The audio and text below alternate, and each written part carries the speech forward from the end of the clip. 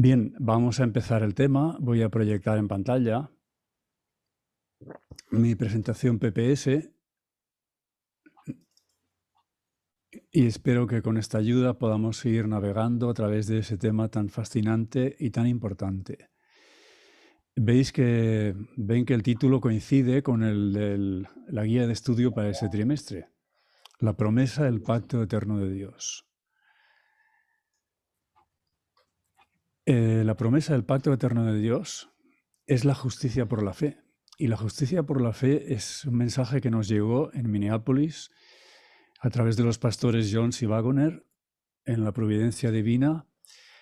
Es un mensaje que lleva con él la lluvia tardía, el derramamiento de la lluvia tardía del Espíritu Santo, el fuerte pregón, el sellamiento, y es un mensaje de preparación para la segunda venida. La hermana White lo calificó como el mensaje del tercer ángel en verdad. Lo cierto es que cuesta encontrar un tema que pueda tener una importancia mayor que este. Fíjense, durante 2 años hubo una controversia doctrinal entre Uriah Smith y Butler y Wagner, por otra parte, relativa a la comprensión de los pactos. La hermana White durante casi 2 años guardó silencio. Ella no sabía, no tenía una opinión, no tenía, aparte de recomendar que fueran a la Biblia a estudiar, no dijo más hasta que le llegó esta visión de la cual vamos a leer ahora. Anteanoche se me mostró que las evidencias en relación con los pactos eran claras y convincentes. Usted mismo referido a Uriah Smith, el hermano Dan Jones, no es A.T. Jones, el hermano Portes y otros están malgastando sus capacidades de investigación al intentar sostener una posición sobre los pactos distinta a la que ha presentado el hermano Wagoner. Si hubieran recibido la verdadera luz que brilló, no habrían imitado ni seguido la misma forma de interpretar y tergiversar las escrituras que caracterizó a los judíos. El asunto del pacto es una cuestión clara y será recibida por toda mente sincera que esté libre de prejuicios. Esto lo dijo ella, la visión la tuvo el 6 de marzo, 2 días después, escribió a su amigo personal, Uriah Smith, en esos términos que veis. Y esto es el año 1890, es decir, hacía al menos 2-3 años quizá que el mensaje de la justificación por la fe a través de Jones y Wagoner estaba avanzando en el adventismo. Desde que hice la declaración el sábado pasado de que la comprensión de los pactos, tal como la había enseñado el hermano Wagoner, era verdadera, parece que muchas mentes se han sentido aliviadas. Estoy feliz porque el Señor me urgiese a dar el testimonio que di. Lo cierto, hermanos, es que a pesar de ese optimismo que rezuma esta declaración de la hermana White, está escrita, ya veis, en el año 1890, poco tiempo después de la diapositiva que hemos visto anteriormente, el slide anterior. Lo cierto es que la posición que explicó el pastor Wagoner, con el apoyo del Espíritu Santo a través de su mensajera, la hermana White, pasó al olvido, y la postura mayoritaria hoy en día está muy alejada de la postura del pastor Wagoner. Es posible que algunas de las cosas que yo os voy a intentar explicar os resulten chocantes, os resulten que se aparta de la comprensión adventista clásica, si es que se puede hablar de una comprensión adventista clásica, porque sobre el pacto me parece que hay tantas opiniones como personas. Bien, ¿qué es la promesa y qué es el pacto eterno de Dios? Pues es nada menos que el Evangelio del reino, el Evangelio de Cristo. Es la salvación, el Evangelio de la salvación por la gracia de Dios, recibida por la fe, y que se manifiesta en la obediencia a todos los mandamientos de Dios, como podemos leer en la página 92 del libro Testimonios para los Ministros. Y eso es el qué. Y el cómo es cuando Cristo habita en nosotros por la fe, cuando somos templo del Espíritu Santo. Y solamente Cristo puede obedecer perfectamente en nosotros si nosotros aceptamos la verdad bíblica fundamental, crucial, de que Cristo en esta tierra obedeció perfectamente en una carne, en una naturaleza humana como la nuestra, caída, pecaminosa. Toda la Biblia está recorrida por un hilo conductor que es el hilo del pacto eterno, el Evangelio, la salvación por la gracia de Dios manifestada en Cristo, recibida por la fe y que tiene por fruto la obediencia a todos los mandamientos de Dios. Uno de los lugares en los que está resumido el pacto eterno, el nuevo pacto, luego veremos que es coincidente un concepto con el otro, es Jeremías 31. También está en Hebreos 8, Hebreos 10, en Ezequiel 36, entre otros lugares. Aquí lo tenéis y vamos a destacar algunos puntos, no todos ellos, porque no acabaríamos nunca. Pero ahí tenéis el primero. Daré mi ley en su mente y la escribiré en su corazón. Observad que eso es una grandísima promesa. Daré mi ley en su mente y la escribiré en su corazón. El mundo protestante, mejor dicho, el mundo ex-protestante, tiene la siguiente idea sobre el pacto. Cuando ellos dicen pacto, ellos entienden por pacto la teología del pacto, que en el Antiguo Testamento Dios hizo un pacto con los judíos que estaba basado en la ley y se salvaban obedeciendo la ley. En la muerte de Cristo, cuando Cristo vino, quedó abolida la ley y a partir de entonces queda inaugurada la gracia y el pacto es hecho con los gentiles y es la salvación por la gracia. Fijaos ahí, ¿os parece que esté abolida la ley? Daré mi ley en su mente y la escribiré en su corazón. Eso al contrario, está interiorizada, grabada de forma indeleble en la propia persona, en la mente y en el corazón. Todos me conocerán. Eso parece que sea un concepto común en el que pasamos superficialmente y no le prestamos importancia, no le prestamos atención especial. Pero fijaos, en vista de lo que sigue, esto lo conocéis bien, Juan 17:3, esta es la vida eterna, que te conozcan a ti, el único Dios verdadero, y a Jesucristo. Pero fijaos en que el todos me conocerán nos da una noción de la dimensión escatológica relativa al tiempo del fin, de eso de conocerle. Todos me conocerán, dice en Oseas 6:3, conoceremos y proseguiremos en conocer a Jehová. Como el alba está dispuesta a su salida y vendrá a nosotros como la lluvia tardía y temprana a la tierra. Así es que ese conocimiento, ese anuncio, esa promesa de que todos me conocerán, nadie tendrá que preguntar a su prójimo acerca de Dios, porque todos le conocerán, eso solo puede producirse cuando sea derramada la lluvia tardía en su plenitud. Sabéis que hubo un comienzo, un inicio en 1888, pero eso quedó abortado. Y Dios nos llama a ser los continuadores, los restauradores de ese mensaje. La lluvia tardía vino asociada a ese mensaje y no podemos recuperar la lluvia tardía si no es asociada con el mensaje con el que vino asociada. Porque perdonaré la maldad de ellos. Fijaos que ahí la partícula esa por qué es una partícula causal, es un resumen de todo lo anterior.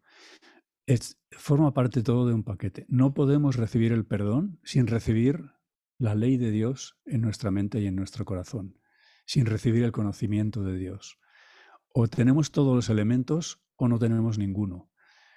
Y esto pasa también cuando se hacen una donación, una herencia, al menos en España, yo no sé si es en todos los países, pero uno no puede renunciar a una parte de la herencia y acogerse a solo una parte de ella.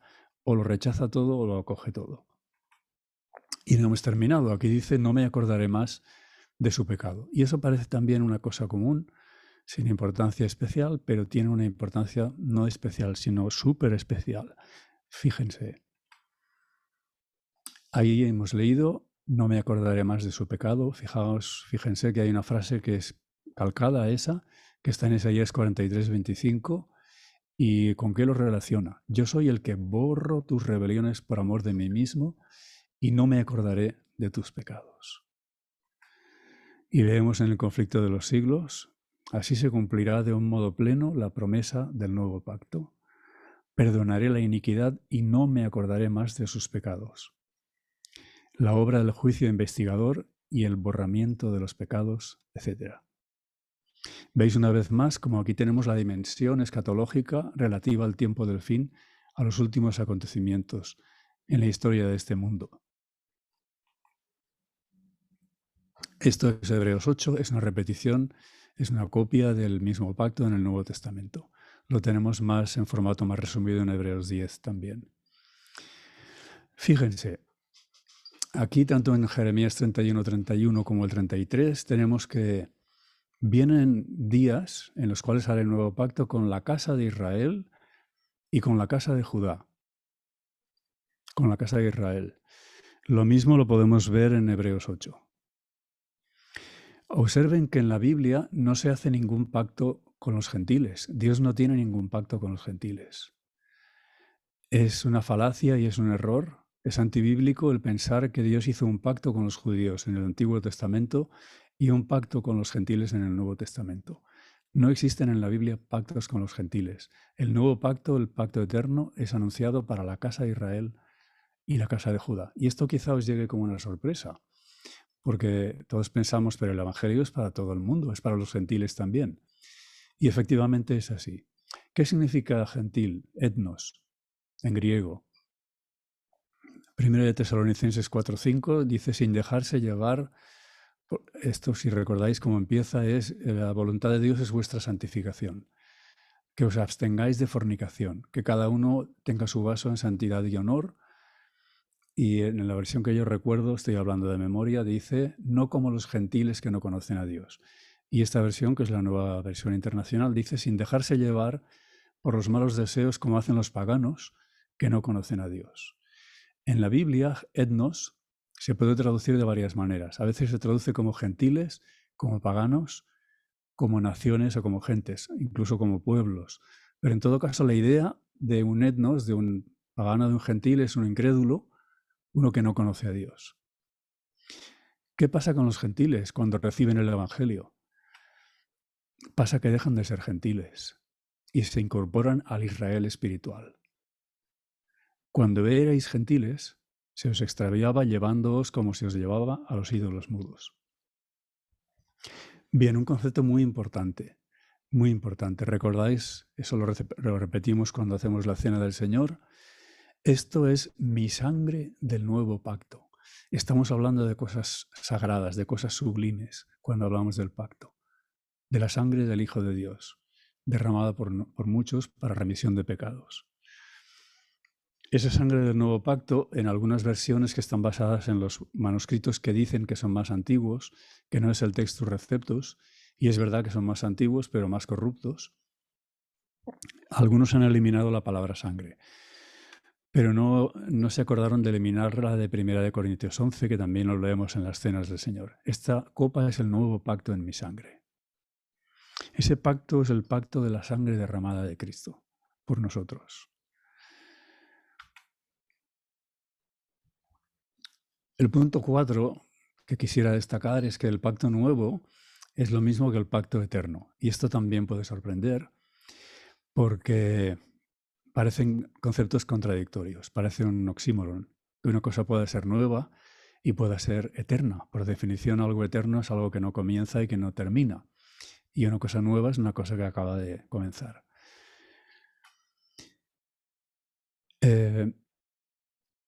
Acabamos de leer esto es mi sangre del nuevo pacto que por muchos es derramada para remisión de pecados. Y ahora vamos a leer en Hebreos, el Dios de paz que resucitó de los muertos a nuestro Señor Jesucristo, el gran pastor de las ovejas, por la sangre del pacto eterno. Es decir, esa sangre del nuevo pacto es la misma sangre del pacto eterno. Y esto demuestra que el nuevo pacto es una sinonimia del pacto eterno. De momento, esto no nos ha ayudado a entender por qué una cosa eterna puede ser nueva. Pero ya tenemos algo muy importante, es un punto de partida muy importante. No sabemos, no podemos entenderlo, pero podemos creerlo. Y en la Biblia, ya sabéis que en las cosas del Señor, la primera condición para entender alguna cosa es primero creerla. Y simplemente porque Dios la dice. La Biblia nos dice eso, el nuevo pacto es pacto eterno. Avanzando, creo que podría daros una explicación razonable de por qué una cosa eterna puede ser a la vez nueva. Tened un poco de paciencia, avanzaremos y iremos a eso. ¿Cómo opera el nuevo pacto? Es muy importante. En la primera parte que está en gris, veis que está repitiendo lo que hemos leído en el versículo 20 y ahora nos dice cómo. Dice, fijaos, que os haga aptos en toda obra buena para que hagáis su voluntad. Es decir, el fruto, el resultado de aceptar el nuevo pacto o el pacto eterno es que nos hace aptos para toda obra buena, para hacer su voluntad. Eso es el qué. Y ahora nos va a decir el cómo, y es importantísimo, haciendo Él en vosotros lo que es agradable delante de Él por Jesucristo, delante del Padre, delante de Dios por Jesucristo. Es decir, el método no es obedeciendo. El nuevo pacto nos hace aptos para obedecer, para toda buena obra, pero el método no es obedeciendo. El método es que Él, Cristo, haga en nosotros lo que es agradable delante del Padre.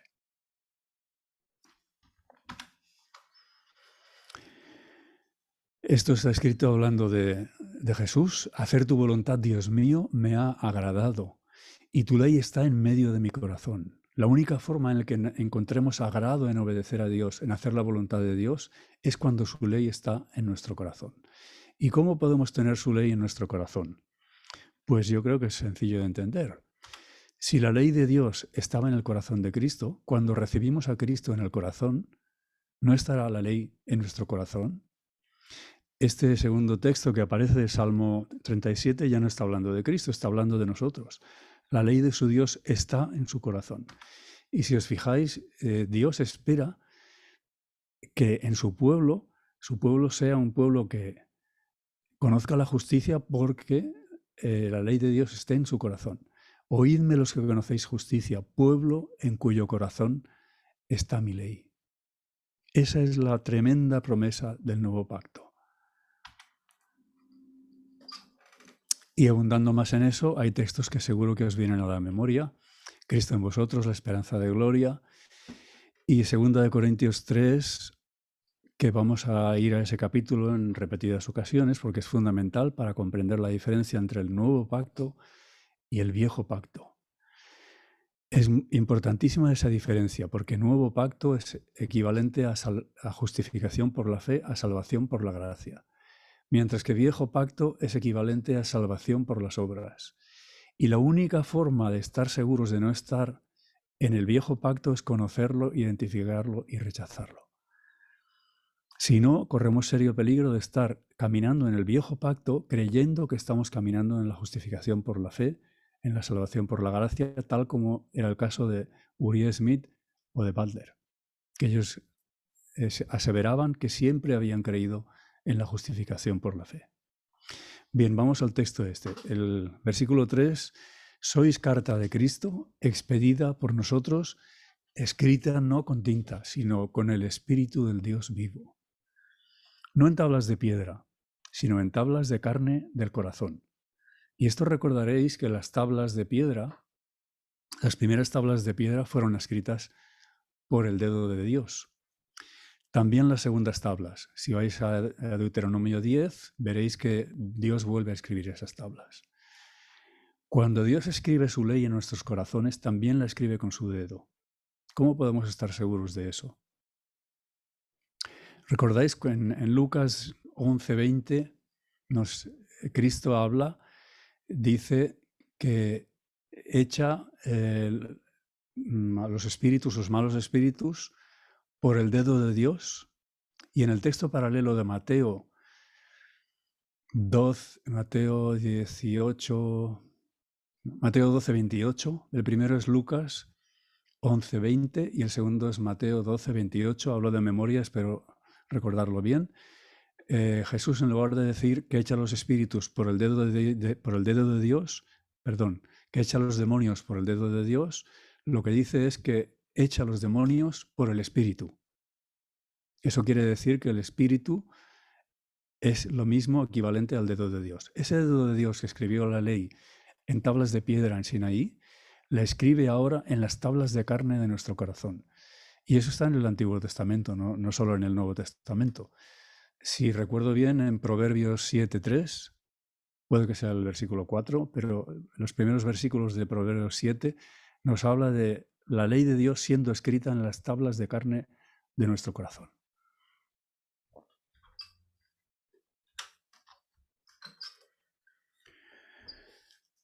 Fíjense, queriendo Dios mostrar más abundantemente a los herederos de la promesa la inmutabilidad de su consejo, ahí tenemos una herencia. Fíjense que el contrato en una herencia no es un contrato habitual, no es equivalente al contrato que, por ejemplo, si yo necesito que alguien pinte mi casa, yo contacto con un pintor y le digo, usted pínteme la casa y yo le pagaré tal cantidad de dinero. Es un acuerdo entre dos. Un testamento no es un acuerdo entre dos. Es una cesión, es una donación. Y aquí se refiere a los herederos. Es un primer matiz a tener en cuenta y después lo ampliaremos ese matiz, esa diferencia. Esa herencia está mediatizada a través de una promesa, de un juramento. Y esa promesa y ese juramento, gracias al cual recibimos o somos los beneficiarios de esa herencia, es una cosa inmutable, es algo inmutable que se ha decidido en un consejo.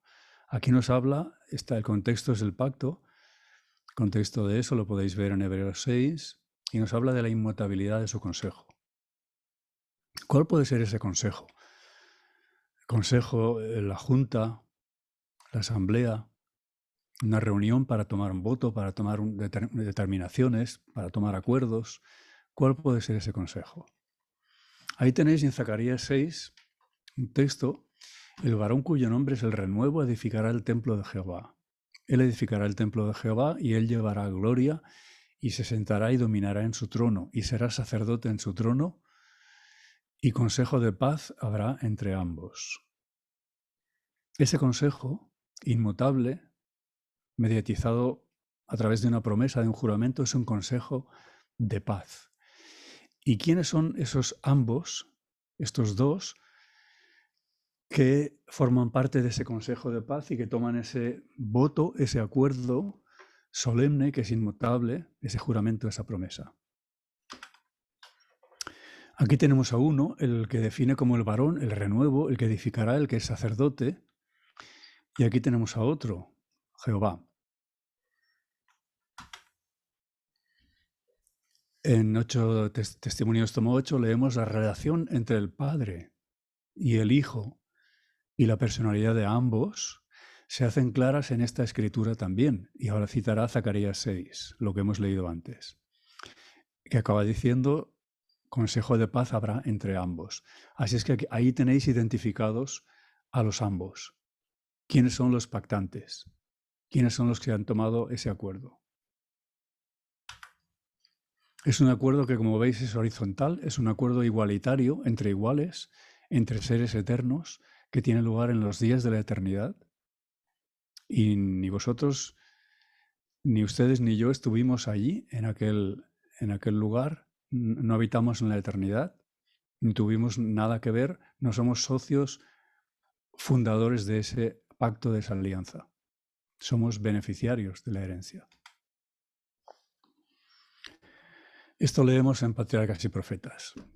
Cristo intercedió ante el Padre en favor del pecador. Cristo, Dios Hijo, y el Padre, Dios Padre. Mientras la hueste celestial esperaba los resultados con tan intenso interés que la palabra no lo puede expresar. Mucho tiempo duró aquella misteriosa conversación, el consejo de paz en favor del hombre caído. El plan de la salvación había sido concebido antes de la creación del mundo, pues Cristo es el Cordero el cual fue muerto desde el principio del mundo. Sin embargo, fue una lucha aún para el mismo Rey del universo entregar a su Hijo a la muerte por la raza culpable. Si queréis ampliar esa comprensión de aquel consejo de paz sublime, misterioso, gracias al cual estamos hoy vivos, el mundo vive y gracias al cual tenemos la esperanza de la vida eterna, os recomiendo de todo corazón que vayáis a la página 126 de Primeros Escritos. Fíjense cómo llama aquí el pacto eterno, el pacto de la gracia, y aclara el favor inmerecido, existía en la mente de Dios desde los siglos eternos. ¿Ustedes les parece que nosotros intervenimos en el pacto de la gracia? Se lo llama el pacto eterno.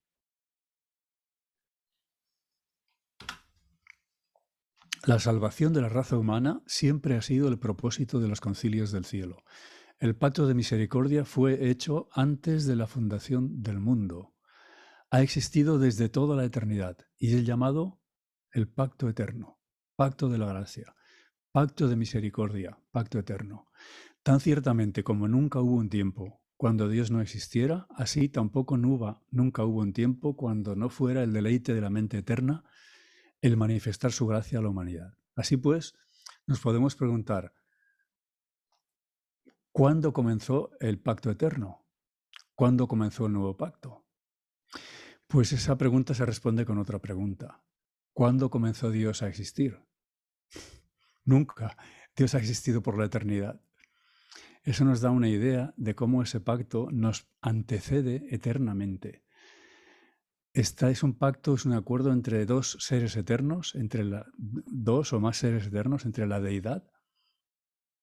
Existió antes de que nosotros naciéramos, incluso antes de que el mundo fuera creado, como vamos a ver en otras declaraciones.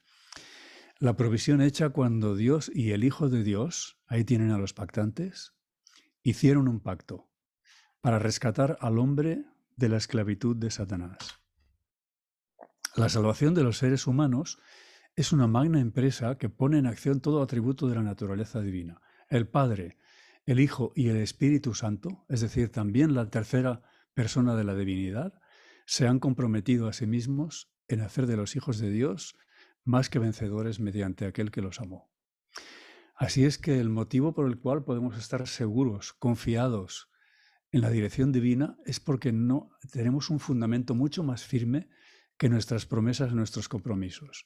Es un pacto inamovible, inquebrantable, eterno, nada menos que hecho entre Dios Padre, Dios Hijo, y ya ven que también con la intervención del Espíritu Santo.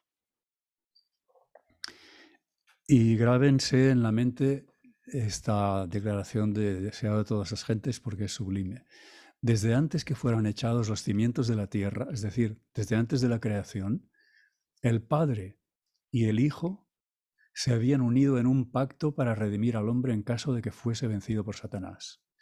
Habían unido sus manos en un solemne compromiso de que Cristo sería el fiador de la especie humana. Y fíjense cómo sigue. Cristo había cumplido este compromiso. Cuando sobre la cruz exclamó, consumado es, se dirigió al Padre. El pacto había sido llevado plenamente a cabo. Ahora declara, Padre, consumado es. He hecho tu voluntad, oh Dios mío. He completado la obra de la redención. Si tu justicia está satisfecha, y ahora expresa el deseo de Cristo, lo que hay en el corazón de Cristo, lo que siempre ha habido en el corazón de Dios desde la eternidad. Aquellos que me has dado, quiero que donde yo estoy, ellos estén también conmigo.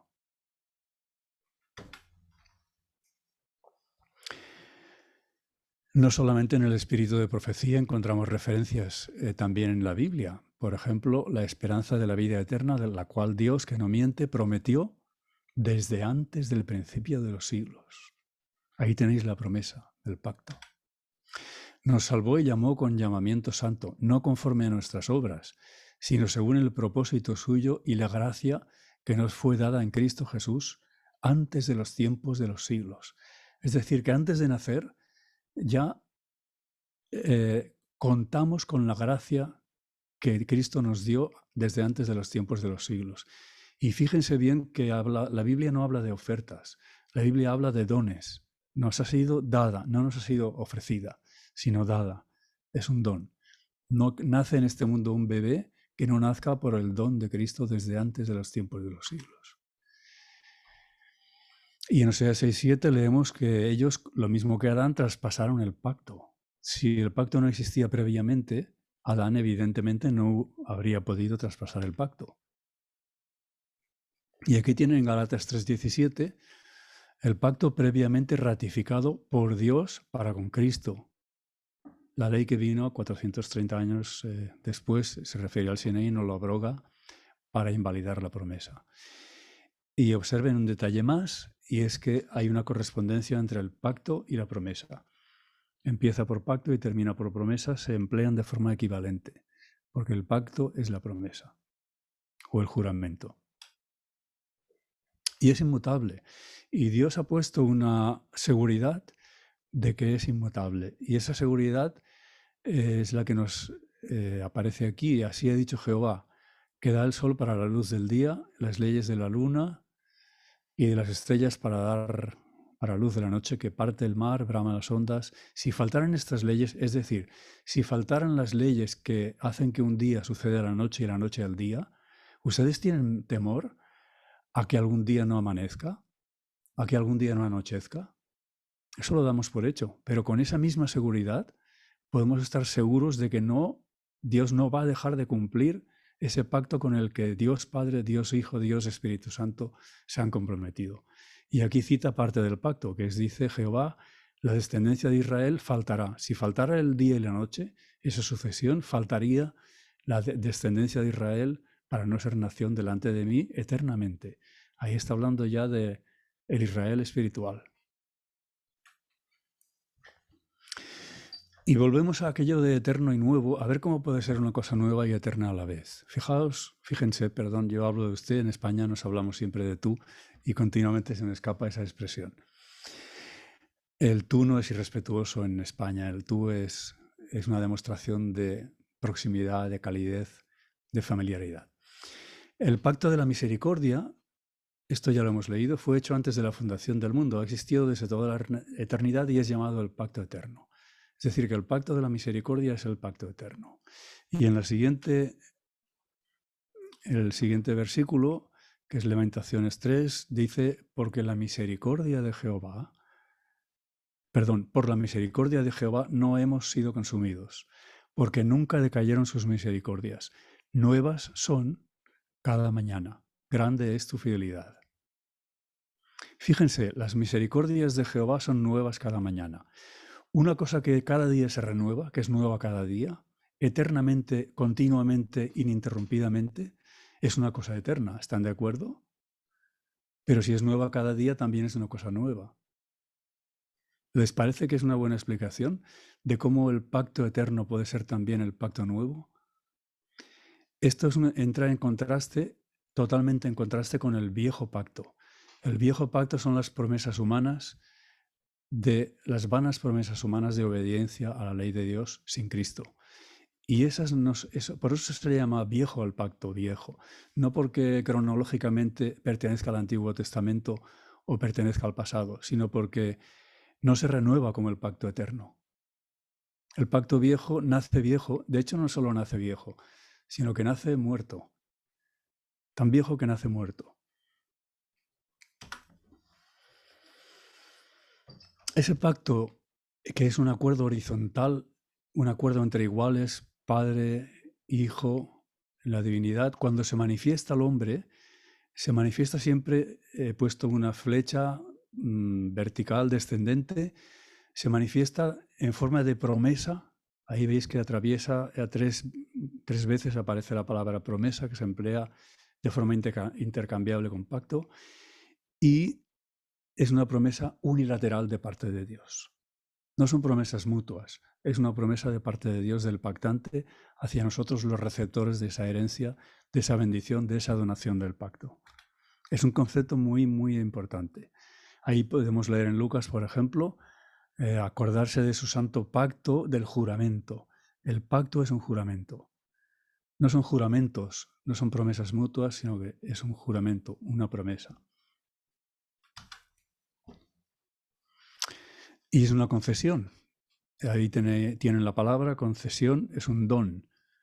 Ya lo hemos recalcado antes, lo repetimos. La Biblia no habla de ofertas, la Biblia habla de dones. De tal manera amó Dios al mundo que ha dado, no ofrecido, sino que ha dado a su Hijo unigénito. Cristo es el eterno don de Dios a todo hombre por la eternidad. Otra cosa es que lo podamos rechazar, pero no porque Dios no lo haya dado, sino porque lo podemos rechazar. Leemos en Gálatas 3:18 que si la herencia es por la ley, ya no es por la promesa.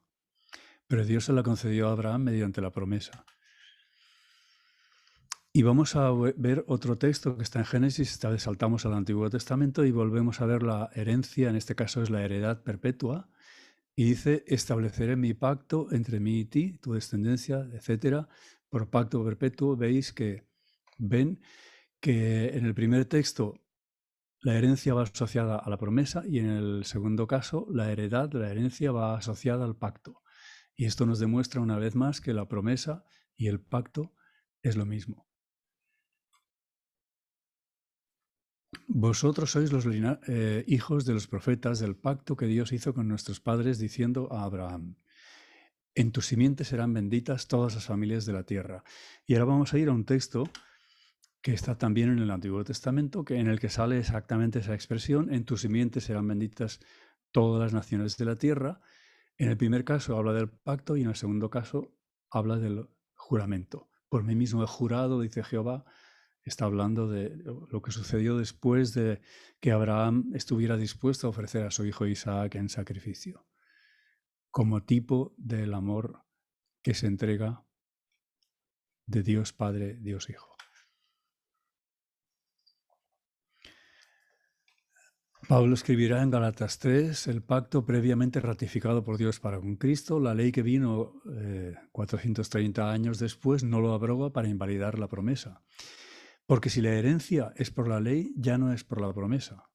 Pero Dios la concedió a Abraham mediante la promesa. Hoy en día no queda, creo yo que no queda ningún cristiano que niegue a Cristo. Pero algunos dirán, sí, Cristo ocupa un lugar preeminente, pero no es el único, pero no es el primero. Y Cristo no comparte lugar con nadie. Vamos a leer el segundo texto. Si los que son de la ley son los herederos, vana resulta la fe y anulada la promesa.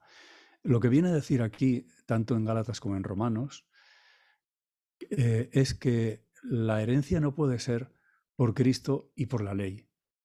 O es por Cristo, o es todo de Cristo, o no es nada de Él. O es por Cristo, o es por la ley. Cuando habla de ley se trata de la obediencia humana a la ley. La obediencia humana a la ley no ayuda a la promesa, sino que es una rémora, es la negación, es la perversión del Evangelio.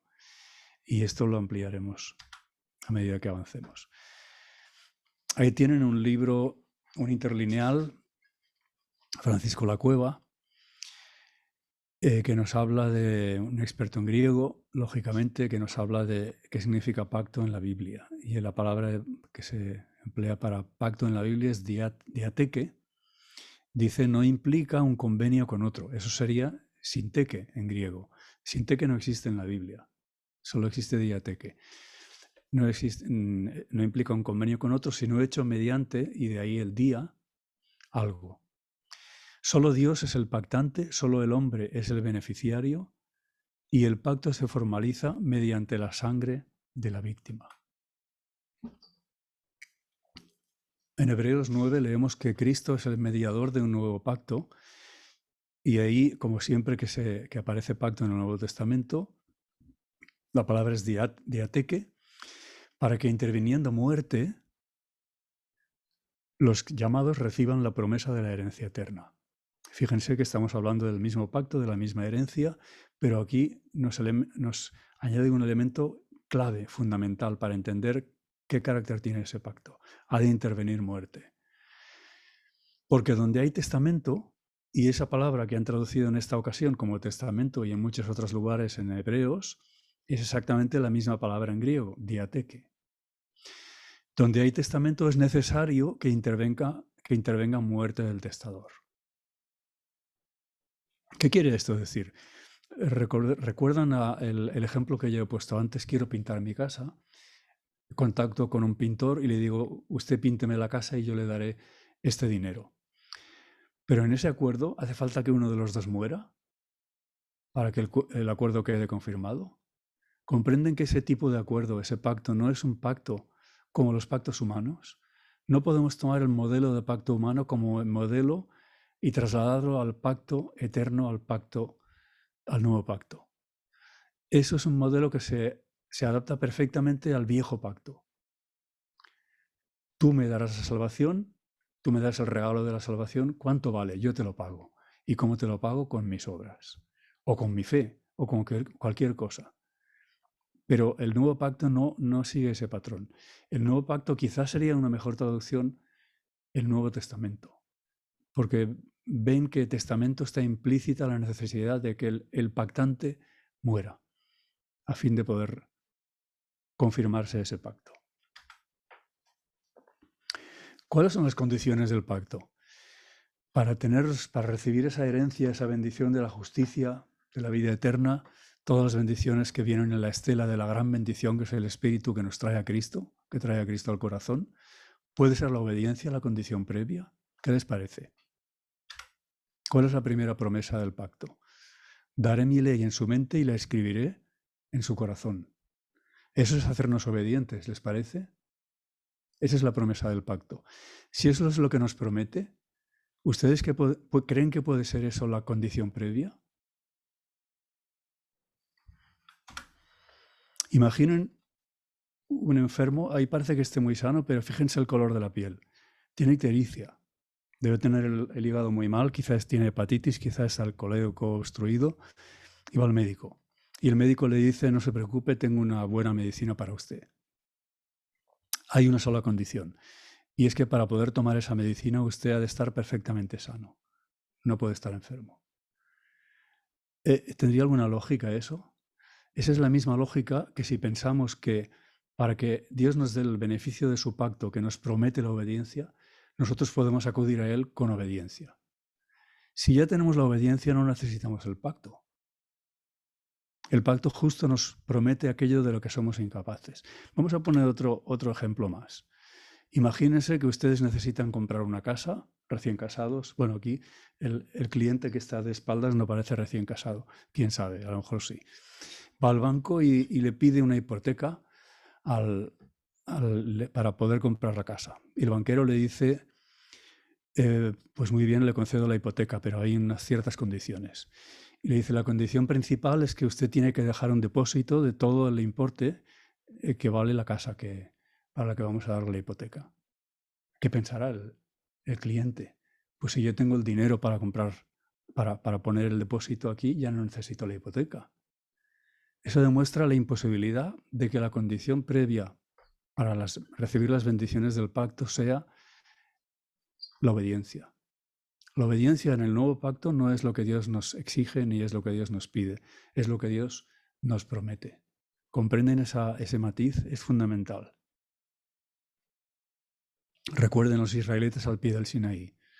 No te preocupes que todo lo que tú has dicho, nosotros obedeceremos. Nosotros lo haremos, nosotros obedeceremos. Ese es el viejo pacto.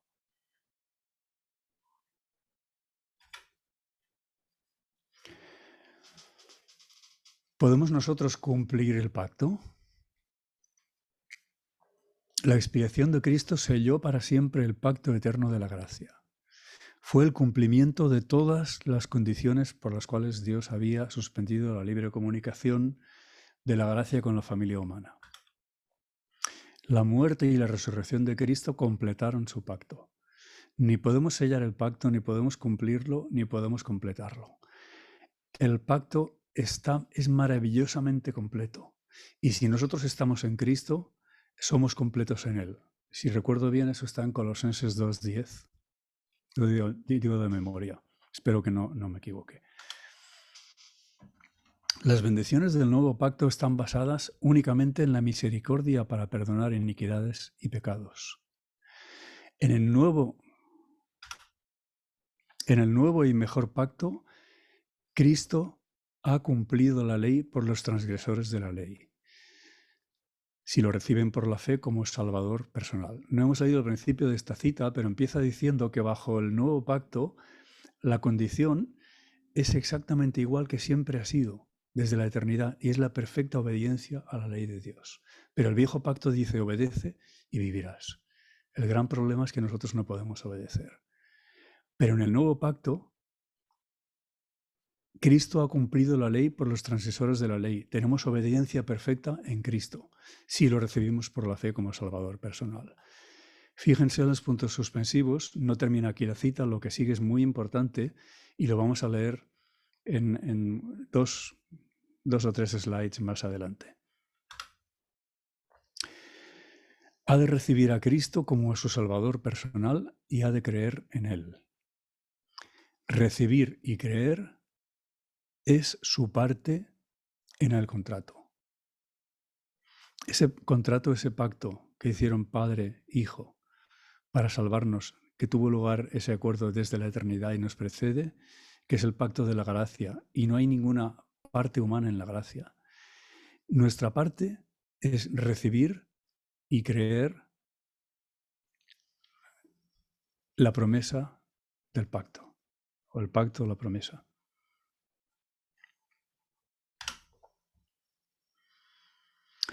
Esta es la continuación de la cita que habíamos dejado interrumpida. En el mejor pacto, no solamente Cristo ha obedecido perfectamente la ley en nuestro lugar, en nuestro favor, si tenemos fe en Él, sino que en el mejor pacto somos limpiados del pecado por la sangre de Cristo. La sangre de Cristo tiene un poder eterno para limpiarnos del pecado.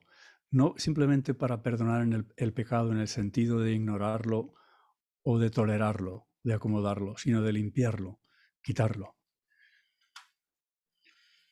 Y aquí tenemos un ejemplo de cómo funciona el nuevo pacto. Oyó Abraham mi voz. Ese fue el método, oír, escuchar, dijo amén, que es la raíz hebrea de lo que dijo Abraham cuando Dios le hizo la promesa. ¿Y qué es lo que pasó? Guardó mi precepto, mis mandamientos, mis estatutos y mis leyes.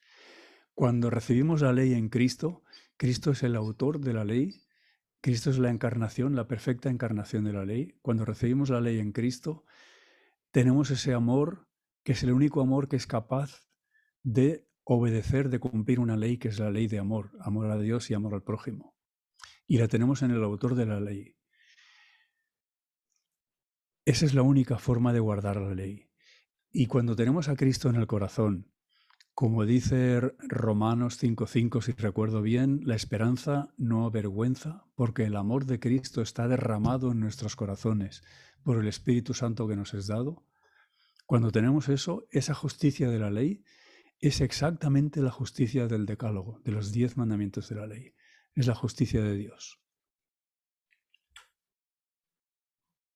Esta es una declaración, una pregunta típica de la mentalidad del pueblo de Dios cuando estaba en los días de Jesús en esta tierra.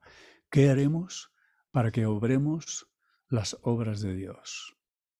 Ellos estaban preocupados, no tenían ninguna noción de la grandeza de las obras de Dios ni de la incapacidad humana para llevarlas a cabo. Y simplemente ellos querían conocer leyes, mandamientos y para obedecerlos. Esa era la situación. Y ahora me gustaría leerles algo que escribió en 1889, un año después del Congreso de Minneapolis, ese congreso famoso, Uriah Smith, uno de los mayores opositores a ese mensaje junto con Butler. Escribió en la revista Review Herald, de la que él era el editor: la ley es espiritual, santa, justa y buena, la norma divina de justicia. La perfecta obediencia a ella, a la ley, desarrollará justicia. Y ese es el único camino para que uno pueda alcanzar la justicia.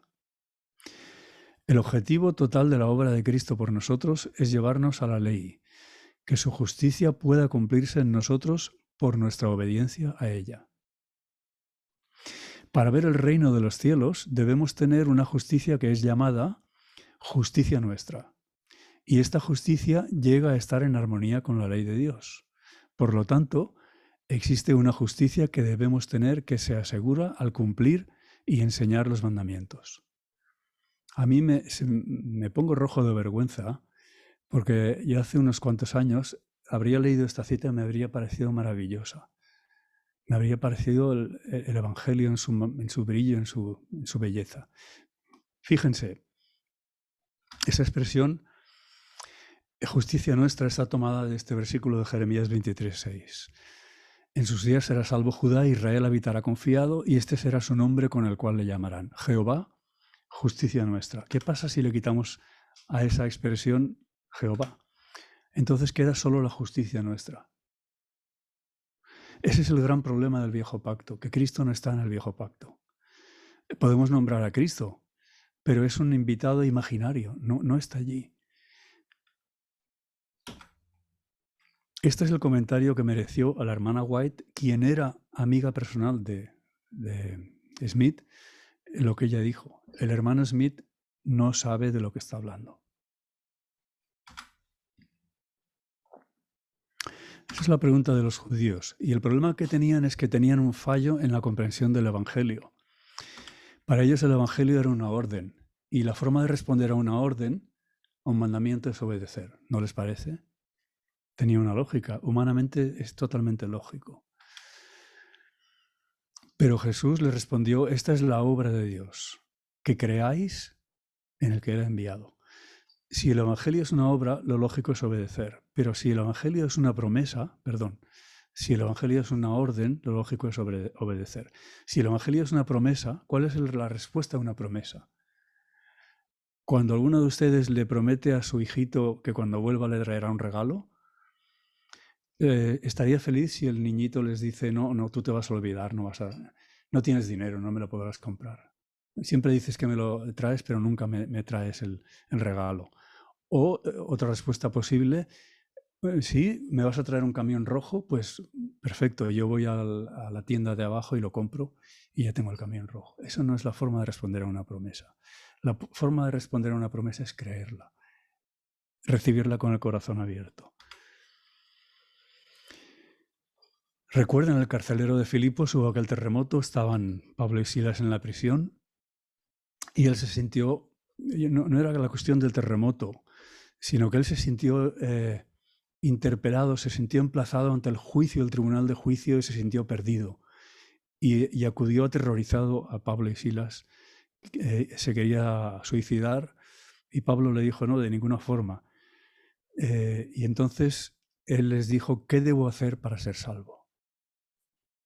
Es muy parecido a lo que preguntaron los fariseos a Jesús, ¿qué debo hacer? Es humano, todos creemos en la vida casi nada es gratis, el amor de una madre y de un padre son gratis, pero aparte de eso hay bastante pocas cosas gratuitas. ¿Qué debo hacer? ¿Qué tengo que hacer? Y ellos le dijeron, cree en el Señor Jesucristo y serás salvo tú y tu casa. ¿Ustedes creen que Pablo engañó al carcelero de Filipos? Ese es el Evangelio. Y se le responde creyendo. Fíjense, la primera vez que aparece el Evangelio, la promesa del Evangelio en Génesis 3:15, después de la entrada del pecado, tenemos ahí, pondré enemistad entre ti y la mujer, entre tu simiente y la simiente suya, esta te herirá en la cabeza y tú la herirás en el talón. La hermana White dice que esa fue la primera manifestación, la primera del pacto de la gracia. Bien, ¿no les parece extraño? Si el pacto fuera un acuerdo entre iguales, entre Dios y el hombre, ¿no les parece extraño con quién estaba hablando en ese momento? ¿A quién está hablando Dios cuando dice esto que acabamos de leer? ¿Está hablando con Adán y Eva? Pues no, está hablando con la serpiente. Sería bien extraño que la primera vez que aparece el pacto en la Biblia entre Dios y el hombre, Dios no esté hablando con el hombre. Es cierto que lo está escuchando, es un testigo presencial auditivo, pero está hablando con la serpiente. Otro detalle que nos ayuda a comprender el pacto. La primera vez que aparece la palabra pacto en la Biblia es en el versículo 18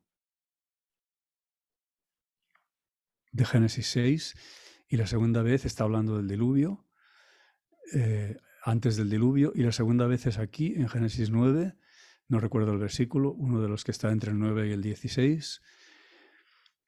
Y fíjense bien, esto ya ocurre después del diluvio. Establezco mi pacto con vosotros y con vuestros descendientes después de vosotros. Fíjense que el pacto no solo es hecho con nosotros, con el hombre. Con todo ser viviente que está con vosotros, aves, animales, toda bestia de la tierra que está con vosotros. No solo eso, Ahí tienen la señal del pacto, mi arco he puesto en las nubes, el cual será por señal del pacto entre mí y la tierra. Ese pacto eterno no solo es con nosotros, es con los animales, con las aves, toda bestia y con la tierra. Es evidente, no hace falta que preguntemos qué promesas se hicieron a cambio los animales, las aves, las bestias o la tierra. Pero tampoco Noé hizo promesas a cambio. Noé lo que hizo fue recibir con provecho, creer en la promesa de Dios, y por eso pudo hacer el arca y por eso pudo introducirse en el arca, por eso se salvó y por eso existimos nosotros, que descendemos todos de él. Mi arco, esa es la señal del pacto. ¿Cuál es nuestra parte en el arco iris? Esto corresponde con un arco que está en el cielo, en el trono de Dios, y que la hermana White explica que está en correspondencia con ese arco iris que él ha puesto para que nos acordemos siempre de la inmutabilidad de ese consejo, de la buena nueva inmutable, del pacto eterno, del pacto nuevo. ¿Cuál es nuestra parte en ese arco que está en el trono de Dios, que rodea el trono de Dios, o en el arco iris? Nuestra parte es creerlo, recordarlo, aceptarlo. Esta es la primera vez que aparece esas promesas, 7 maravillosas promesas que Dios le hace a Abraham, y aunque ahí no aparece la palabra pacto, pero es evidente, si van a Hebreos, en otros lugares se emplean, serán benditas en ti todas las familias de la tierra. Aparece eso en Génesis 18, en Génesis 22, en varios lugares, hablando del pacto. Así es que eso no hay duda ninguna que forma parte del pacto. Y aquí hay 7 magníficas promesas y algunos, no lo he escrito aquí, pero el texto que antecede eso es que dice que Dios le había dicho a Abraham que saliese de Ur de los Caldeos. Y algunos dicen, esa es la parte de Abraham en el pacto. Dios iba a hacer algo y Abraham tenía que hacer algo. Y el hacer algo es salir. ¿Fue esa la parte de Abraham en el pacto? ¿Qué les parece? Vamos a Génesis 15 y dice, yo soy Jehová que te saqué de Ur de los Caldeos para darte a heredar esta tierra. Sorpresa. Esa no era la parte de Abraham, era también la parte de Dios. En el nuevo pacto obramos, pero esas no son nuestras obras, son las obras de Cristo en nosotros, es la parte de Dios. Si recuerdan cómo empieza el decálogo no empieza con no tendrás dioses ajenos delante de mí. Empieza diciendo, yo soy Jehová, tu Dios, que te saqué de tierra de Egipto, de tierra de esclavos. Esas promesas que Dios hizo a los israelitas que están en Éxodo 6, de que los sacaría de Egipto, la parte de Israel no fue salir de Egipto. Esa es la parte de Dios. Yo soy Jehová tu Dios que te saqué de Egipto, de tierra de servidumbre. La parte de Israel fue creer.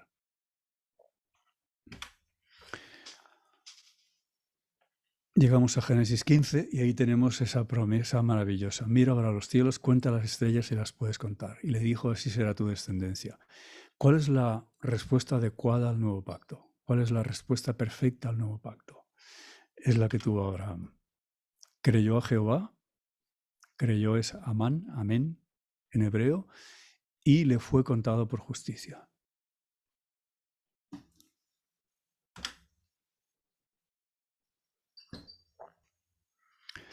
Y vamos a Éxodo 6, que acabamos de citar.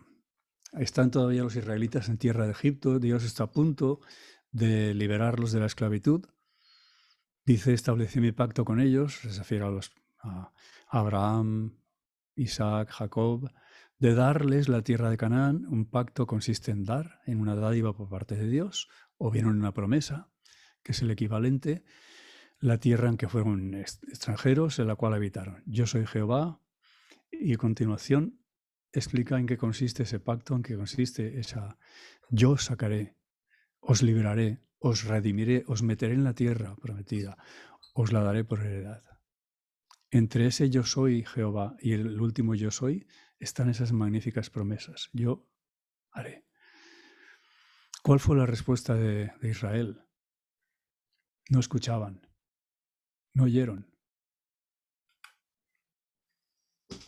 Ezequiel 36, yo os tomaré de las naciones, os recogeré, os traeré, os limpiaré, seréis limpiados, os daré corazón nuevo, espíritu nuevo, os daré un corazón de carne, etc. Veis que es una promesa siempre unilateral por parte de Dios. Y nuestra parte es recibirla, creerla. Y acaba Ezequiel 36, 27, y pondré dentro de vosotros mi espíritu. Y haré que andéis en mis estatutos y guardéis mis preceptos. Es decir, que andar en sus estatutos y guardar sus preceptos y obedecer no es nuestra parte. Esa es la parte de Dios.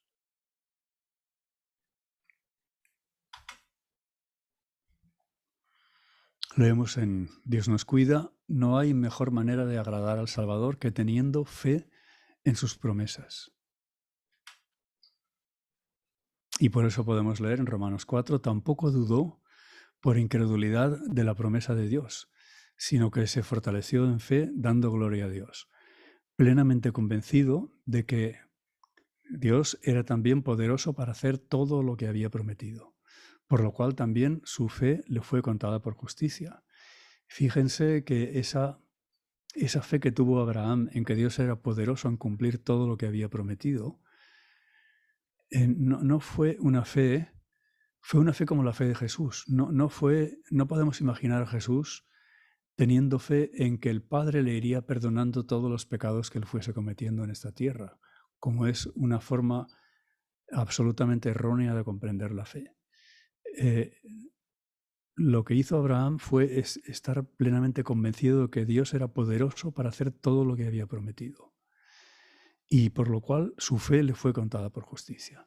Y no solo a él, sino a nosotros, a todos los que creemos en él.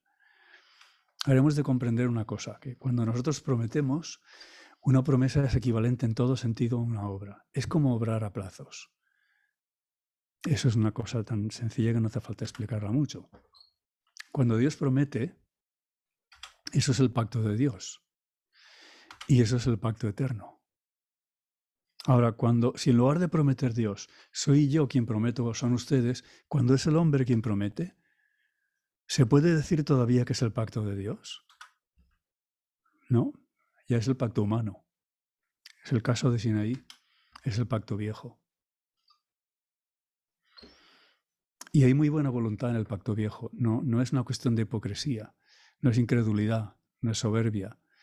¿Recuerdan la promesa que hizo Pedro? Señor, puede ser que los demás te nieguen, pero yo hasta la muerte te seguiré. Esa es la promesa típica del viejo pacto.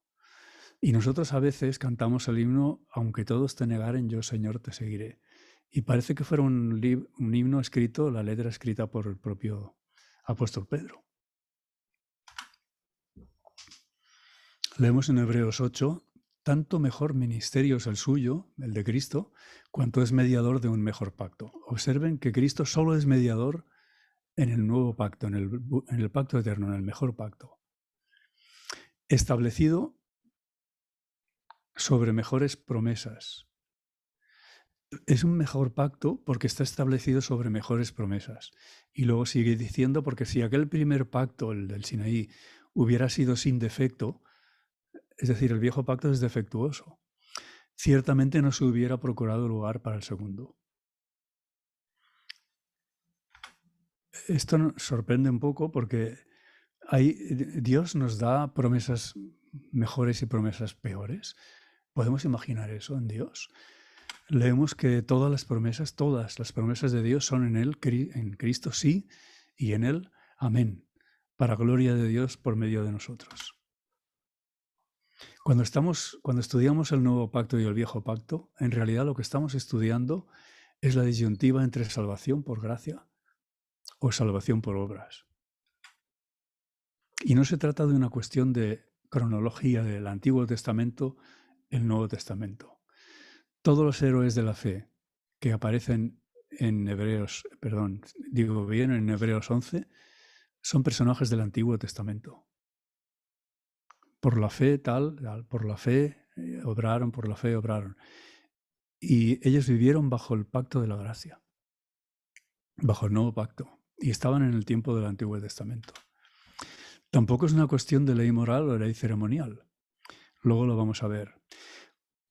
Si el pacto se basa en la obediencia en cualquier cosa que no sea Cristo, entonces es el viejo pacto. Tanto da si es ley ceremonial como si es ley moral. Si nosotros creemos que hemos de ser salvos gracias a nuestra obediencia a la ley moral, eso es viejo pacto. Tanto da si es ley ceremonial como si es ley moral. No depende del momento en el que hayamos nacido o el momento en el que hayamos existido. Depende de nuestra mentalidad, de la mente, de nuestro corazón. Por ejemplo, en la ofrenda de Caín, Caín no era un ateo. Caín no era un incrédulo. Caín no estaba dando la espalda a Dios. Caín estaba ofreciendo a Dios, estaba adorando a Dios, pero su ofrenda carecía de un elemento importante, de la sangre del nuevo pacto. Caín estaba viviendo bajo el viejo pacto.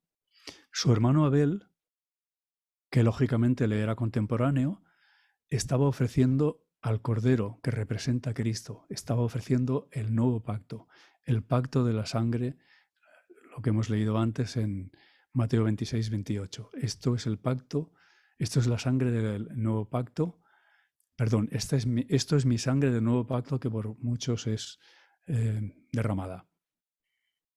Abel y Caín representan el viejo y el nuevo pacto y ambos coexistían.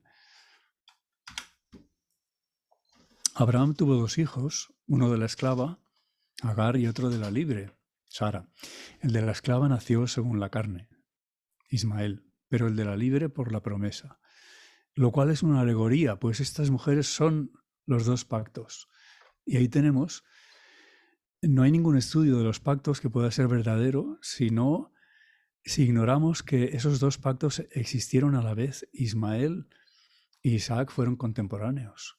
Y ya existía la mentalidad del viejo pacto y ya existía la mentalidad del nuevo pacto. El propio Abraham en ciertos momentos actuó bajo el viejo pacto cuando quiso tener el hijo de la promesa a través de las obras de la ley, de las obras de la carne, del esfuerzo humano.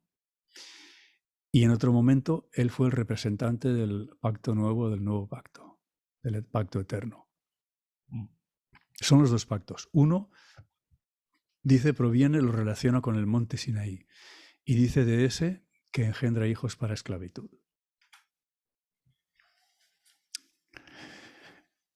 El otro es el de la libre, Sara, por la promesa, y el equivalente Sión, la Jerusalén de arriba.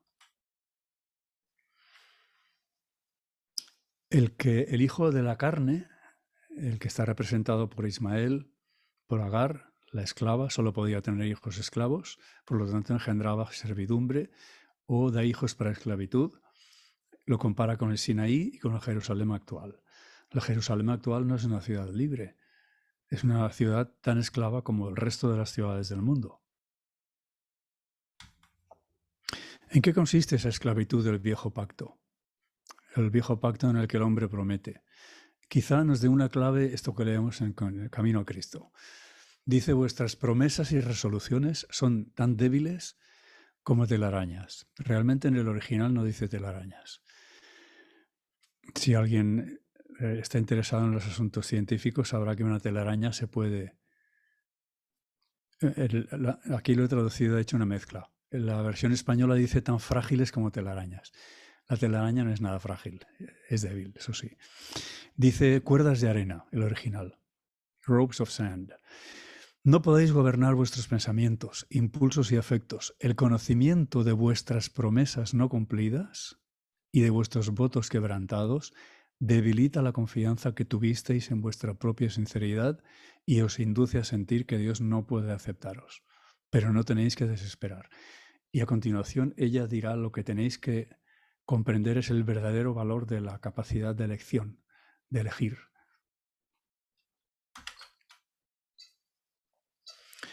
En Hebreos 8 leemos que Dios anuncia, vienen días que estableceré con la casa de Israel y con la casa de Judá un nuevo pacto, y especifica, no como el pacto que hice con sus padres el día que los tomé de la mano para sacarlos de la tierra de Egipto. Es decir, no como ese pacto en el que Cristo entró, Dios entró, pero no era su pacto, sino el pacto de los hombres. Y añade, al decir nuevo pacto, ha dado por viejo al primero, y lo que se da por viejo y se envejece está próximo a desaparecer. ¿Creen ustedes que podemos poner nuestra confianza en una cosa vieja que envejece y que está próxima a desaparecer para nuestra salvación eterna? No solo eso, sino que en 2 Corintios 3, versículo 7, leemos que Pablo dice, se refiere al ministerio de muerte, hablando del Sinaí, ministerio de muerte grabado en letras, con letras en piedras. Eso no es la ley ceremonial, hermanos. Eso es la ley moral, es el decálogo. Y eso Pablo dice que es el ministerio de muerte grabado con letras en piedras. Fíjense que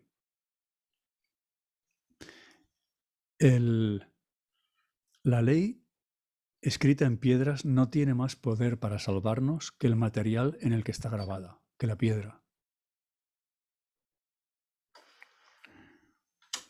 Pero dice algo más, Pablo. Habla del ministerio de condenación. Y todo eso lo dice refiriéndose al Sinaí, al viejo pacto. Ministerio de muerte, ministerio de condenación. En contraste, seguimos leyendo el versículo 6 en esta ocasión. Nos hizo ministros competentes de un nuevo pacto, no de la letra, sino del espíritu, porque la letra mata. ¿Recuerdan lo que Pablo escribió?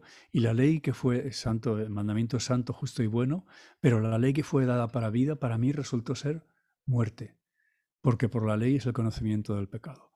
Y donde hay ley, abunda el pecado. La ley en la letra significa muerte. La letra mata, pero el espíritu vivifica. Vosotros sois carta de Cristo escrita no con tinta, sino con el Espíritu del Dios vivo, no en tablas de piedra, sino en las tablas de carne del corazón. En el viejo pacto, la ley está escrita en tablas de piedra. En el nuevo pacto, recibimos la ley recibiendo al autor de la ley, en Cristo. Y a través de la morada del Espíritu Santo, el Espíritu la escribe en nuestro corazón, en el corazón de carne. Y añade el Señor es el Espíritu, y donde está el Espíritu del Señor, allí hay libertad. Recuerden que en el viejo pacto, el que se hizo en el Sinaí, lleva a esclavitud. El nuevo pacto es al contrario, lleva a la libertad. Vamos a examinar más de cerca lo que sucedió en el Sinaí. Aquí leemos en Patriarcas y Profetas, es el capítulo 32 que les recomiendo de todo corazón repasar. Los israelitas no percibían la pecaminosidad de su propio corazón y no comprendían que sin Cristo les era imposible guardar la ley de Dios. Los israelitas, igual que Pedro, estaban llenos de celo, pero no conciencia. Estaban llenos de buena voluntad. Y con excesiva premura concertaron su pacto con Dios. Fíjense que ya no es el pacto de Dios, es el pacto de ellos. En inglés es inconfundible. No es his, sino their covenant. Al creerse capaces de ser justos por sí mismos, declararon, haremos todas las cosas que Jehová ha dicho y obedeceremos. ¿Quién estaba prometiendo ahí? Ahí estaba prometiendo el pueblo. Y la promesa humana no es el pacto de Dios, es el viejo pacto. Es fundamental distinguir entre nuevo pacto y viejo pacto. Y esa es la clave. ¿Quién promete? En el nuevo pacto promete Dios, en el viejo pacto prometemos nosotros.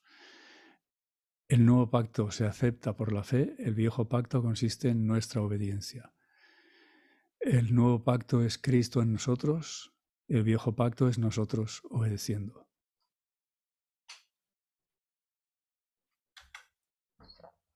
Pero el viejo pacto, no comenzó en el Sinaí.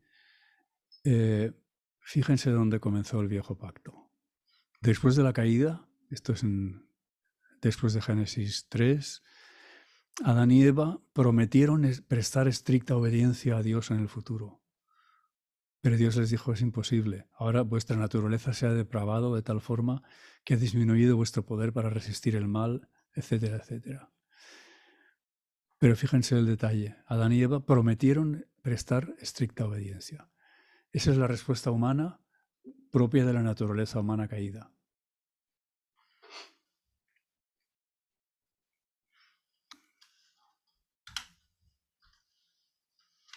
Volvamos al Sinaí. Apenas unas pocas semanas después, quebrantaron su pacto con Dios.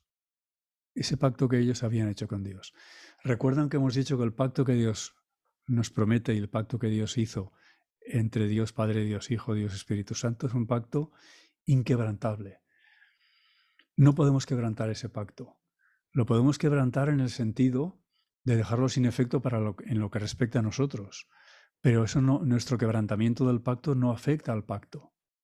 El pacto sigue en pie.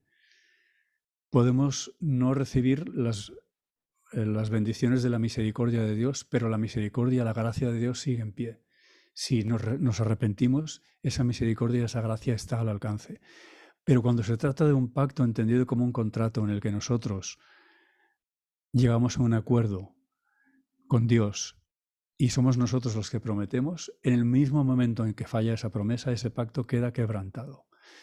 Apenas unas pocas semanas después, quebrantaron su pacto con Dios al postrarse a adorar una imagen fundida. No podían esperar el favor de Dios por medio de un pacto que ya habían roto.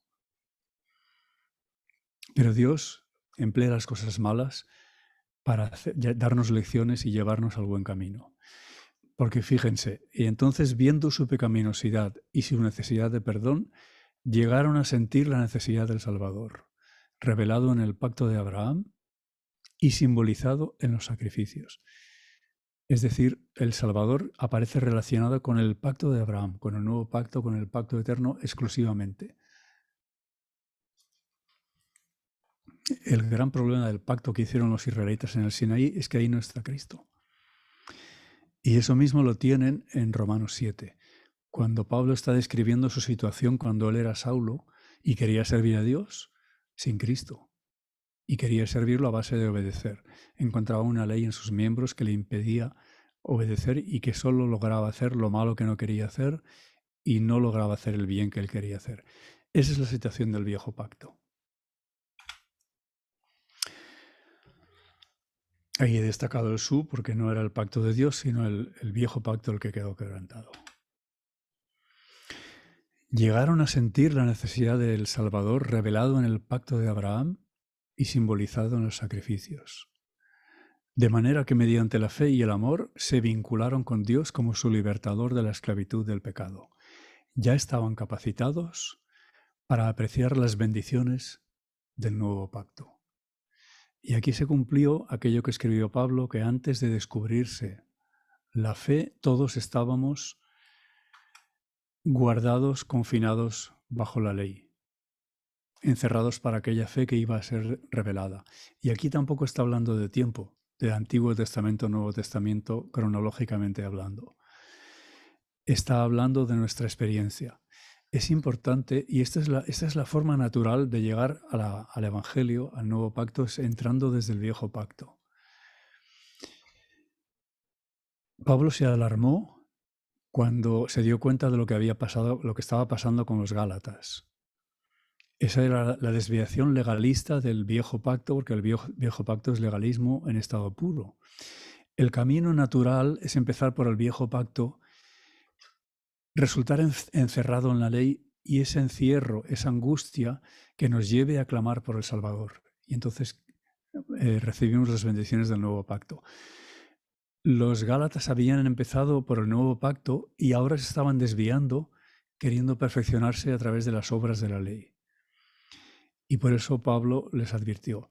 Es importante que en nuestra vida cristiana nosotros nos demos cuenta, analizando nuestro pasado, que tengamos una conciencia clara de cuándo estuvimos bajo el viejo pacto, cuándo estuvimos andando bajo la ley, porque si no descubrimos en nuestra experiencia pasada un momento en el que estuvimos andando en el viejo pacto, podría ser señal de que estamos todavía caminando en él.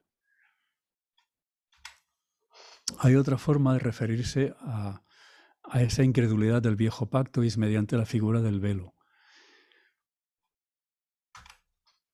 Ese velo representa la incredulidad. Recuerden que Moisés, cuando subía al monte a hablar con Dios, no llevaba velo. Cuando descendía es cuando se ponía el velo para no deslumbrar a los israelitas, pero no porque Moisés lo necesitara.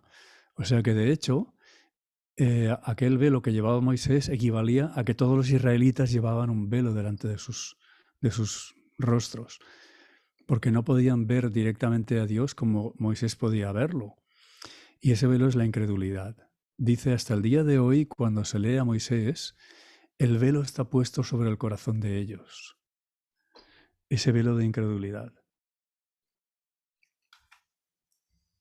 Pero cuando se conviertan al Señor, el velo se quitará.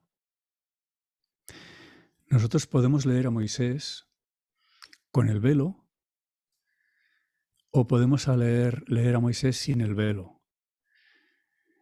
Por cierto que el velo en griego es kalima y no es el mismo velo que leemos en Hebreos, creo que es Hebreos 10, cuando habla de que podemos ir a través del velo, que es su carne.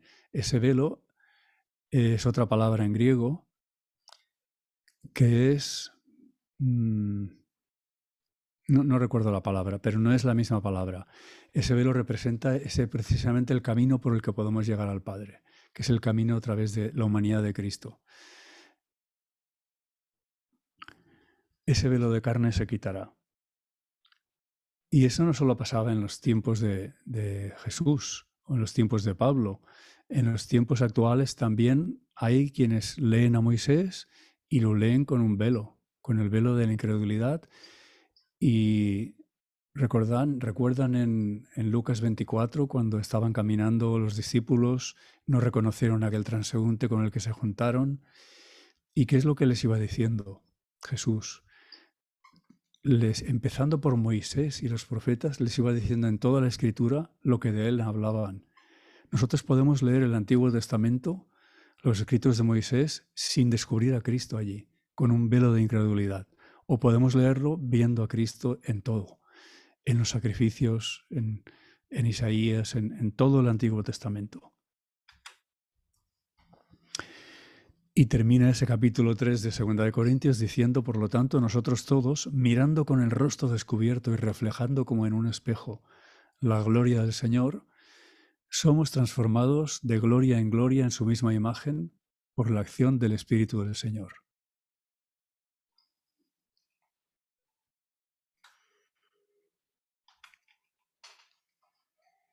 No solo eso, no solo tenemos las bendiciones del nuevo pacto, en el que Dios nos ha hecho coherederos juntamente con Cristo, sino que nos ha dado una segunda bendición que ya le dio a Abraham. Te bendeciré y tú serás bendición. Todas las familias de la tierra serán benditas en ti. Nosotros nos dice algo parecido. Nos hace ministros de un nuevo pacto. Así que mantengamos firme sin fluctuar la profesión de nuestra esperanza por una razón, porque fiel es el que prometió. Fiel es el que os llama, el cual también lo hará. En el nuevo pacto, no solo Dios es el que promete, sino que Dios es el que lo hace. Y lo hace viniendo, haciendo habitación en nosotros, morando en nosotros, haciéndonos templo de su Espíritu Santo y escribiendo su ley en nuestro corazón, haciéndonos obedientes, dándonos la justicia de Cristo, que es una justicia que no nos viene por la ley, pero es una justicia de la que da testimonio la ley y los profetas. Y aquí tenéis la página de libros1888.com, de la que les ha hablado al principio la hermana Carolina. Yo les recomiendo, aquí pueden, en esta sección donde pone Pacto Eterno, debajo de la foto de los pastores Jones y Wagoner, si entran allí tienen varios escritos. Uno de ellos es esta presentación que les he dado yo en slides.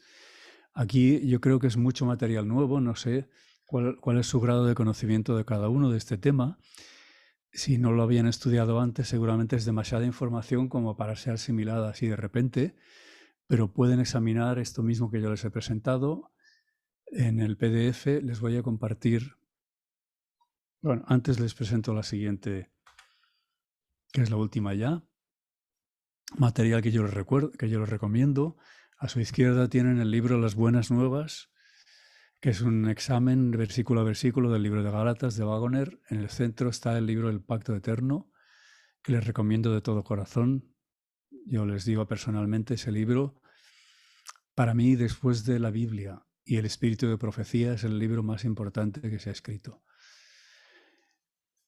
Hay literatura adventista sólida. Aquí les presento una guía de estudio para la escuela sabática que se editó en el año 2011 y 2011 y antes, no, y 2017, en 2 ocasiones, igual que la guía de estudio que estamos haciendo, que se ha editado por 3 veces, que es muy interesante.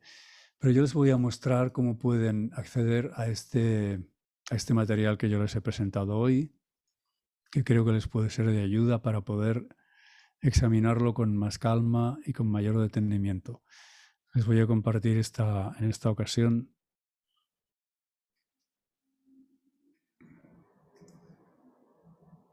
la pantalla con internet.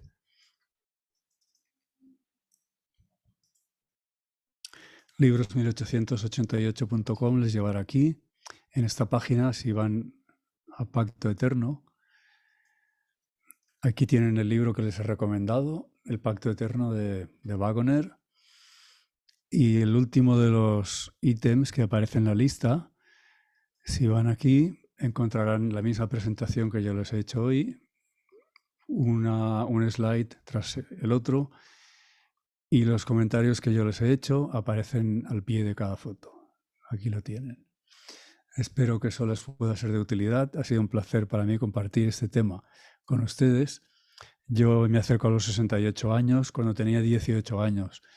Para mí el tema de los pactos me despertó un grandísimo interés y nunca ha decaído.